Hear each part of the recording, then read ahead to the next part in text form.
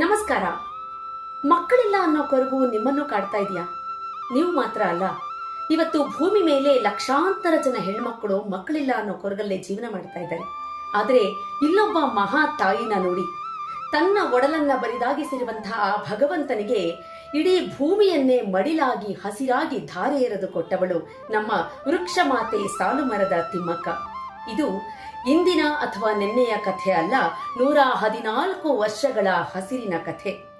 ಹಾಗಾದರೆ ಯಾಕೆ ನಾವು ಸಾಲುಮರದ ತಿಮ್ಮಕ್ಕನ್ನ ಅಷ್ಟು ಹೆಸರುವಾಸಿಯಾಗಿ ಶ್ರೇಷ್ಠ ಮಾತೆಯಾಗಿ ನಾವು ನೋಡ್ತೀವಿ ಭೂಮಿ ಮೇಲೆ ಅಂದ್ರೆ, ನಾನು ಗಿಡ ನೆಡ್ತೀನಿ, ನೀವು ಗಿಡ ನೆಡ್ತೀರಾ. ನಮ್ಮ ಸರ್ಕಾರನೂ ಇವತ್ತು ಎಷ್ಟೊಂದು ಮರ ಗಿಡಗಳನ್ನ ನೆಟ್ಟಿದೆ, ನಮ್ಮ ಕೃಷಿಕರು ಎಷ್ಟು ಮರ ಗಿಡಗಳನ್ನ ನೆಡ್ತಾರೆ. ಆದರೆ ಯಾಕೆ ಸಾಲುಮರದ ತಿಮ್ಮಕ್ಕನ್ನ ನಾವು ಆ ಒಂದು ಎತ್ತರದಲ್ಲಿ ನೋಡ್ತಾ ಇದ್ದೀವಿ ಅಂದ್ರೆ ಅದಕ್ಕೆ ಕಾರಣ ಏನು ಗೊತ್ತಾ?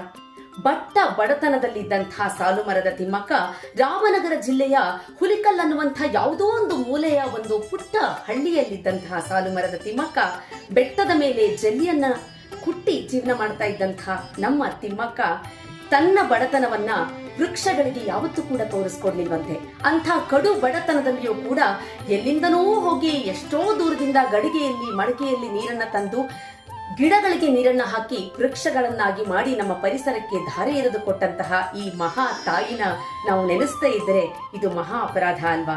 ಇವತ್ತು ನಮಗೆ ಭಗವಂತ ಬೇರೆ ಯಾವುದೋ ಒಂದು ಗ್ರಹವನ್ನ ಸೃಷ್ಟಿ ಮಾಡಿ ಇಟ್ಟಿದ್ದಾನೇನೋ ಬದುಕೋದಕ್ಕೆ ಅನ್ನುವಂಥ ಒಂದು ರೀತಿಯಲ್ಲಿ ನಮ್ಮ ಭೂಮಿಯನ್ನ, ನಮ್ಮ ಪರಿಸರವನ್ನ ನಾವು ಹಾಳು ಮಾಡ್ತಾ ಇದ್ದೇವೆ. ಅಂತ ಒಂದು ಸಂದರ್ಭದಲ್ಲಿ ನಮ್ಮ ಸಾಲುಮರದ ತಿಮ್ಮಕ್ಕ ಬಹಳ ಎತ್ತರದಲ್ಲಿ ನಿಲ್ತಾಳೆ ನಮ್ಮೆಲ್ಲರ ಮುಂದೆ ಅಂದ್ರೆ ತಪ್ಪಿಲ್ಲ. ಆದ್ರಿಂದ ಇದು ನಮ್ಮ ಉಸಿರಿರೋವರೆಗೂ ಈ ಸಾಲುಮರದ ತಿಮ್ಮಕ್ಕನ ಹೆಸರು ಎಂದೆಂದಿಗೂ ಸದಾ ಹಸಿರು ಅಂತ ಹೇಳ್ತಾ, ಈ ನೆಲದ ಮಣ್ಣು ನಿನಗೆ ಸದಾ ಚಿರಋಣಿ ಮಾತೆ.